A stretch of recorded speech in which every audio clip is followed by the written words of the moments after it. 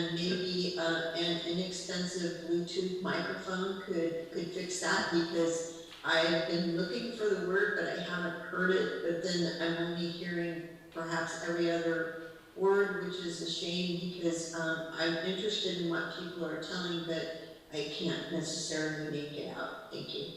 Okay, I'm going to try something else. We have a microphone here, but it's a little ways away from where the speaker is. So I'm going to move the mic right in front of the speaker. Is that a little bit clearer now from here? I know we have some echo, but... Yeah, I can still hear the echo, but your voice is coming through more clearly. I know this is a process, I just wanted to give you my feedback, because honestly I'm having trouble doing my job. Yeah, no, this is wonderful. Thank you, Julie. We need this feedback, and I struggle when I'm online bouncing into here too. There's a lot of reverberation space in this room, so it's something we need to work with, and I don't know how to step through it yet, but your feedback is definitely welcome. Thank you. Does that make sense? Yes, thank you. Cool. All right. Moving on to our third speaker, Mr. Tim Lewis. Volcanoes, climate change, and science fiction becoming fact. Let me welcome Tim Lewis.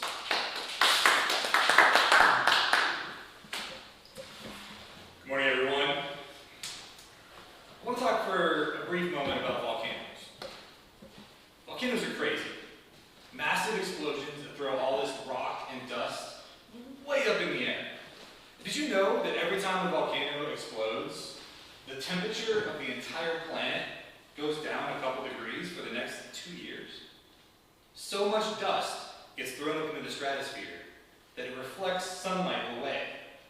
We have the opposite of a greenhouse effect that happens every time a volcano goes off, when it's big enough. You know, small ones, nah.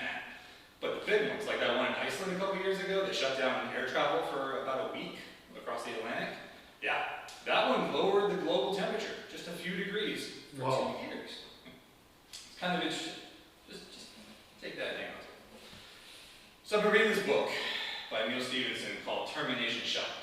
And it's a science fiction book. He's a very hard sci-fi kind of a guy. And it's very interesting because in the book, he has taken sight on climate change. Climate change, in case you didn't know, is the fact that's going on right now where we're putting a lot of carbon out into the atmosphere. And the Earth is slowly getting warmer.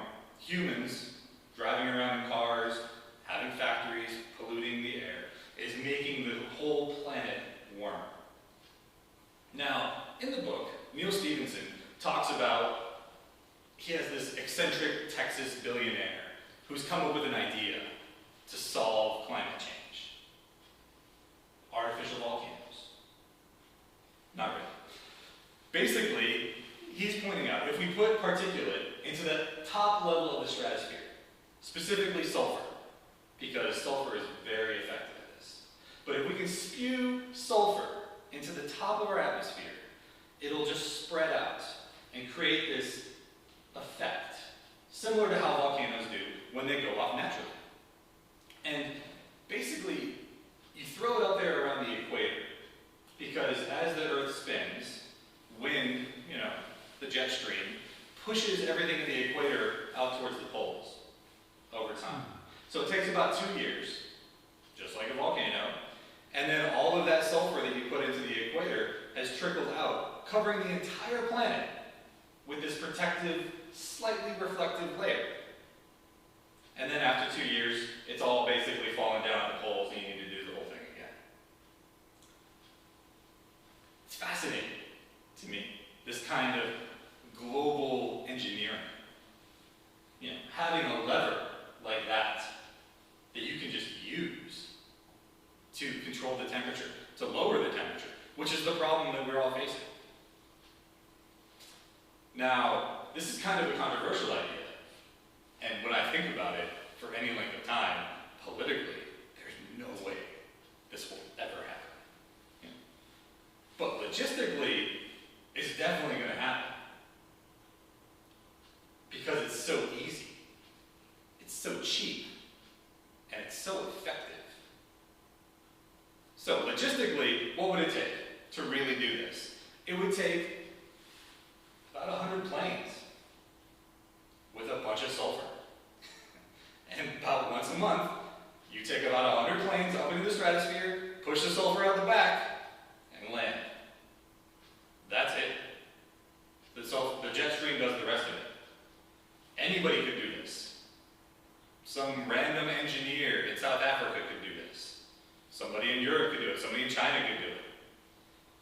So logistically, very easy. Politically, so hard. Because what is the perfect temperature for the entire planet? If you think about it, if I'm living down near the equator, I might be like, you know, it's really hot, you guys. It's basically unlivable here in Iran, in Iraq. I've been to Saudi Arabia in the summer. It's terrible. It is. I do not know how people live there, you know. And if I was living in Saudi Arabia and I was like, you know, we got sulfur, we got planes. Let's do this thing and bring it down to about 15 degrees. That would be great for Saudi Arabia, but Canada is basically going to freeze. Whoa. If you think about it, like Iceland basically came over. Right? So, you know, if you're going to lower the temperature, you can't just do this regionally. There's no way for any one country to be like, all right, this is going to be for me. It's going to be all or nothing. So we have this weird balance of power, where logistically it's very easy to do, politically it's so dangerous, and so rife with dissent. I mean, we can't even get like two countries to agree on anything, basically, these days. How are we going to get the entire world to agree on what the temperature should be? Because for every acre of farmland that's created somewhere, another acre is going to be lost somewhere else. What do you do with that? What do you do if you live in Iceland and you bought a lot of property there? I don't know what to tell you. The other thing that I think is going to make people very hesitant towards this is we've been told an idea again and again and again the entire time I've been alive. And that idea is pollution bad. Pollute less. What I'm proposing is polluting more to fight the effects of pollution. People have a hard time wrapping their heads around that. And there is, I would say, we'll call it the moral hazard, right? Where you tell people like, oh, you have free Medicare, they'll all go and break their arm. Doesn't make sense. Nobody's going to break their arm intentionally. But it's the concept of the moral hazard. So if I tell you, look, we've got a solution for climate change, John Davies is just going to go pollute more. He's going to buy that Hummer he's been wanting, get two BMW motorcycles, ride them at the same time. Yeah, just take the muffler right off. Who needs it? Yeah. So this is the fear that people will just pollute even more and even more. But I don't think that that's going to happen.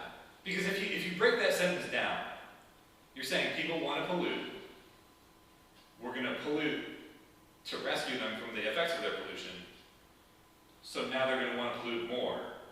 That doesn't really scan in the overall, if that makes sense. I feel like everybody understands that it's not great that we have to do this ridiculous thing, like throw sulfur in the air every 2 years in order to lower the temperature because of this runaway greenhouse effect.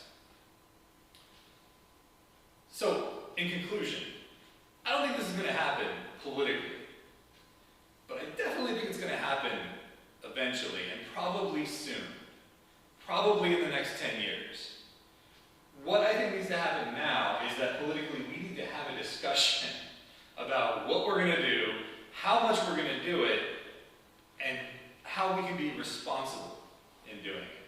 Because I don't know how any government can just take a unilateral position on this matter when it affects literally 7 billion something people.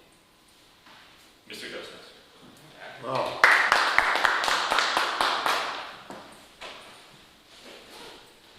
Tim, thank you for introducing us to Operation Rotten Egg in advance. We're going to definitely know what's going on when that does happen, and